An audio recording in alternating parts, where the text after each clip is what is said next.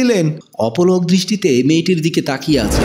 মোমিন সাহেবের স্ত্রী দোলা বেগম বাপের বাড়ি যাচ্ছেন। ড্রয়িং রুমে এসে মোমিন সাহেব কাজের ছেলে নিলয়কে ডাকতে লাগলেন। নিলয়, নিলয়। নিলয় আসার পরে মোমিন সাহেব বলল, তোর ম্যাডামকে গাড়িতে তুলে দিয়ে আয়। কাজের ছেলে নিলয় বলল, ম্যাডাম কই যাইবো?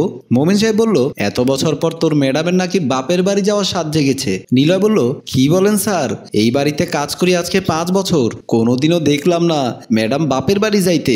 আপনি সহ লগে গেলে ভালো হইতো না? মোমিন সাহেব বলল, তোর ভাবির বড় ভাইয়ের সাথে আমার সমস্যা আছে, এই জন্যই আমি যাচ্ছি না। কথাগুলো বলতে না বলতেই দোলা বেগম এসে হাজির। দোলা বেগম বলল, চলো, আমাকে গাড়িতে তুলে দিবে। মোমিন সাহেব বলল, আমার যাওয়ার দরকার কি? নিলয় তোমাকে গাড়িতে তুলে দেবে। দোলা বেগম বলল, তোমাকে কত করে বললাম তুমি আমার সাথে চলো, ভাইয়ের সাথে তোমার সমস্যাটা সলভ করে দেই, তুমি তাও যাচ্ছ না। এখন আমাকে গাড়িতে তুলে দিতে বলছি, তাও পারবে না? তোমাকে দিয়ে হবেটা কি? মোমিন সাহেব বলল, যা হবার তো আজ থেকে 20 বছর আগে হয়ে গেছে, আবার নতুন করে কি হতে চাও? দোলা বেগম বলল, হয়েছে, তোমার সাথে আর কথাই পারবো না, বেশি কথা না বলে আমার সাথে চলো, নিলয় ঘরে থাকুক।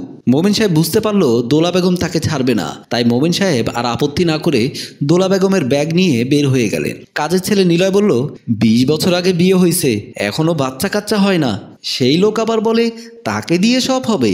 সাহেব মনে হয় হিজড়া।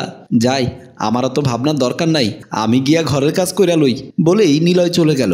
মোমিন সাহেব দোলা বেগমকে গাড়িতে তুলে দিয়ে রাস্তা দিয়ে আসার সময় হঠাৎ খেয়াল করলেন এক নাদুস নুদুস টোকাই মেয়ে আবর্জনা থেকে কি যেন টোকাচ্ছে। মেয়েটাকে দূর থেকে দেখতে হ্যাব্বি লাগছে। এমন নাদুস নুদুস মেয়ে টোকাই হয় কিভাবে? মোমিন সাহেব এদিক ওদিক তাকিয়ে লক্ষ্য করলেন আশেপাশে তেমন কেউ নেই। মোমিন সাহেব আস্তে আস্তে মেয়েটির কাছে গেলেন। মোমিন সাহেবকে দেখে মেয়েটি বলল, আপনিও কি টোকায়? মোমিন সাহেব বলল, না। মেয়েটি আবার বলল, তাহলে এগুলো কি আপনার? মোমিন সাহেব তাও বলল না। এবার মেয়েটি বলল, বুঝেছি বুঝেছি, আপনি আমাকে দেখার জন্য এখানে চলে এসেছেন। জানেন, আমাকে অনেকেই দেখে কাছে ডেকে নেয়, আদর করে, কিন্তু কিছু খাবার কিনে দিতে বললে কেউ কিনে দেয় না। মোমিন সাহেব বুঝতে পারলো মেয়েটি আলাভোলা টাইপের, একে দিয়ে কিছু একটা করা যাবে। ঘরের বউ গেছে বাপের বাড়ি, কাজের ছেলে নিলয় অনেক দিন ধরে ছুটি চাচ্ছে, কিন্তু ছুটি দিচ্ছি না। দেখি এই মেয়েকে ভুলিয়ে ভালিয়ে ঘরে নিয়ে গিয়ে কিছু করা যায় কিনা। মেয়েটি তখন আবার বলল, আপনি কি আমার কিছু খাওন কিনা দিবেন? মোমিন সাহেব বলল, আমার ঘরে অনেক খাবার আছে, তুমি কি আমার সাথে আমার ঘরে যাবে? মেয়েটি বলল, আজকে 2 দিন ধরে কিচ্ছু খাই নাই, আপনি যদি খাবার দিবেন বলেন তাহলে আমি আপনার সাথে ঘরে কেন, আরো দূরে কোথাও যেতে বললেও যাব। মোমিন সাহেব এবার পুরোপুরি নিশ্চিত হলো এই নাদুস নুদুস মেয়েটিকে দিয়ে কিছু একটা হবে, তাই তাকে বলল, তোমার ময়লা জিনিসগুলো এখানে ফেলে দাও, তোমাকে আমি অনেক টাকা দিব, তুমি আমার সাথে চলো, বলেই মেয়েটিকে নিয়ে বাসার উদ্দেশ্যে হাঁটা দিলেন। একটু সামনে আসার পর সামনে পড়লো এলাকার ছেলে হেলাল শিকদারের। হেলাল শিকদারকে দেখে মেয়েটি বলল, এই তো, এই ছেলেটা গতকালকে আমার জঙ্গলে নিয়ে গিয়া। কথাগুলো বলতে না বলতেই হেলাল শিকদার মোমিন সাহেব আর মেয়েটিকে দেখে দিল দৌড়। মেয়েটি বলল, এই পালাচ্ছিস কেন? তুই না বলছিলি আমারে খাবার কিনা দিবি? মোমিন সাহেব বুঝতে পারলো মেয়েটি কি বলতে চেয়েছিল, তাই মোমিন সাহেব বলল, ওর কথা বাদ দাও, তুমি আমার সাথে চলো, আমি তোমাকে খাবার কিনে দেব, বলেই মেয়েটিকে নিয়ে মোমিন সাহেব চলে আসলেন। বাসার সিঁড়ি বেয়ে উঠতে উঠতে মেয়েটি বলল, আপনার এত বড় বাড়ি, আপনার এত বড় বাড়ি, এখানে কতগুলা মানুষ থাকে? মোমিন সাহেব বলল, কেউ থাকে না, আমি আর আমার একটা কাজের ছেলে থাকি, আজ থেকে তোকেও এই বাড়িতে রাখবো। মেয়েটি বলল, কি বলেন, এই বাড়িতে আমি থাকবো? মোমিন সাহেব বলল, তুই আর আমি থাকবো। কথাগুলো বলতে বলতে সিঁড়ি দিয়ে উঠে কলিং বেল টিপতেই কাজের ছেলে নিলয় দরজা খুলে দিল। মোমিন সাহেব ড্রয়িং রুমে এসে মেয়েটিকে বলল, তুমি এখানে বসো। মেয়েটি সোফায় না বসে ফ্লোরে বসতে চাইলো। মোমিন সাহেব বলল, আহা, ওখানে বসছো কেন, সোফার উপর বসো। কাজের ছেলে নিলয় বলল, সাহেব এটাকে? মোমিন সাহেব বলল, এটাকে তোর জানার দরকার নেই, তুই বলেছিলি না তুই বাড়িতে যাবি, তোর গত মাসের বেতন এবং আগামী মাসের বেতন আমি একসাথে দিয়ে দিচ্ছি, যা, যে কয়দিন তোর ম্যাডাম বাপের বাড়ি থেকে না আসবে সে কয়দিন তুই তোর বাড়ি থেকে ঘুরে আয়। বলেই মোমিন সাহেব পকেট থেকে টাকা বের করে 10,000 টাকা নিলয়ের হাতে দিয়ে বলল, সাথে 1,000 টাকা তোকে বকশিস করেছি, কাউকে কিছু বলার দরকার নেই, তুই সোজা তোর বাড়িতে চলে যা। নিলয় বুঝতে পারলো না মোমিন সাহেব কেন এই কথাটা বলল। নিলয় বাড়ি যাওয়ার জন্য 7-5 না ভেবেই টাকাগুলো নিয়ে এক কাপড়ে বের হয়ে গেল। তারপর মেয়েটা মোমিন সাহেবকে জিজ্ঞেস করলো, আমি বোতল বিক্রি করে 100 টাকা পাই না, আর হে বাড়িতে কাম করে এতগুলা টাকা পাইলো।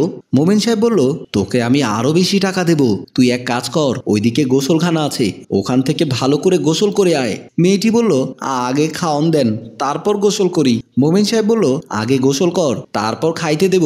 মেয়েটি বলল, এইখানে তো আমার কোনো কাপড় নাই। তারপর মোমেন সাহেব বলল, ওখানে আমার একটা লুঙ্গি আর একটা শার্ট আছে, ওটা পরে নিস। মেয়েটা বাথরুমের দিকে চলে গেল। বাথরুমে ঢুকেই মেয়েটি এদিক ওদিক পানি খুঁজতে লাগলো, কিন্তু কোথাও পানি খুঁজে পাচ্ছে না। টোকাই মেয়ে বলে, ট্যাপ ঘুরালে পানি পড়ে, সে বিষয়টা তার ধারণাই ছিল না। তাই সে বাথরুম থেকে চিৎকার দিয়ে বলল, কোথায় ঢুকাই দিলেন? এখানে তো পানি পাইতেছি না, একটু এদিকে আসুন। মমিন মিয়া ড্রয়িং রুমে বসে মেয়েটির জন্য অপেক্ষা করছিলেন। মেয়েটির ডাক শুনে মনে মনে বলল, আহাম্মক দেখেছি, এই মেয়েটার মতো এরকম আহাম্মক মেয়ে আর দেখিনি। যাই, মেয়েটার সাথে জল কেলি করে আসি। বলেই মোমিন মিয়া বাথরুমে ঢুকলেন। বাথরুমে ঢুকে মোমিন মিয়ার এক চোখ ছানাবড়া হয়ে গেল। অপলক দৃষ্টিতে মেয়েটির দিকে তাকিয়ে আছেন। মেয়েটি মোমিন মিয়ার এমন চাহনি দেখে বলল, কি হয়েছে, এভাবে তাকায় আছেন কেন? মোমিন মিয়া বলল, কিছু না। মেয়েটি বলল, আপনি বলছেন এখানে গোসল করতে, এখানে পানি কই? মোমিন মিয়া বলল, এই যে এইভাবে ট্যাপ ছাড়লেই পানি পড়বে। মেয়েটি বলল, বৃষ্টির পানিতে আমি গোসল করব না, তাহলে আমার ঠান্ডা লেগে যাবে। আমার মা বলেছে বৃষ্টিতে না, বৃষ্টি। মোমিন মিয়া বলল, এটা বৃষ্টির পানি না। মেয়েটি বলল, আমি বিশ্বাস করি না, আমি এই পানিতে গোসল করব না। পরে মোমিন মিয়া ট্যাপ ছেড়ে বালতিতে পানি নিতে লাগলেন। তারপর মেয়েটি বলল, আমাকে গোসল করিয়ে দেন। মোমিন মিয়া মনে মনে ভাবলো, এ তো মেঘ না চাইতে বৃষ্টি। মোমিন মিয়া নিজের হাতে মেয়েটাকে গোসল করিয়ে দিতে লাগলেন। নিলয় টাকাগুলো গুনতে গুনতে রাস্তা দিয়ে যাচ্ছিল। সামনে পড়ল হেলাল শিকদার। হেলাল শিকদার নিলয়কে চিনতে পেরেছে। হেলাল শিকদার নিলয়কে জিজ্ঞেস করলো, তোর সাহেব কি টোকাই মেয়েটাকে তোদের বাড়িতে নিয়ে গেছে? নিলয় বলল, টোকাই মেয়ে মানে? শিকদার বলল, লাল ফুলের জামা গায়ে দিয়ে একটা মেয়ে। নিলয় বলল, হ্যাঁ হ্যাঁ, একটা মেয়েকে নিয়ে আমার সাহেব ঘরে গিয়েছে। শিকদার বলল, মেয়েটার চরিত্র খারাপ, আবার মমিন চাচারও নাকি চরিত্রের সমস্যা আছে, তো তুই এখন কোথায় যাচ্ছিস? নিলয় বলল, সাহেব আমাকে 2 মাসের টাকা দিয়ে আমার গ্রামের বাড়ি থেকে ঘুরে আসতে বলল।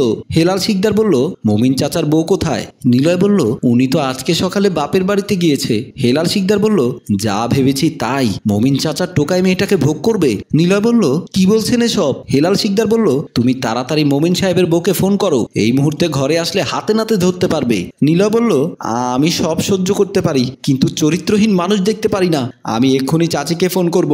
বলেই নিলয় মোবাইলটা বের করতে করতে হাঁটা শুরু করলো। নিলয় দোলা বেগমকে ফোন করলো। দোলা বেগম বাপের বাড়িতে সোফার উপর বসেছিল। নিলয়ের কল দেখে বলল, নিলয় বল। নিলয় বলল, চাচি আপনি তাড়াতাড়ি ঘরে আসেন।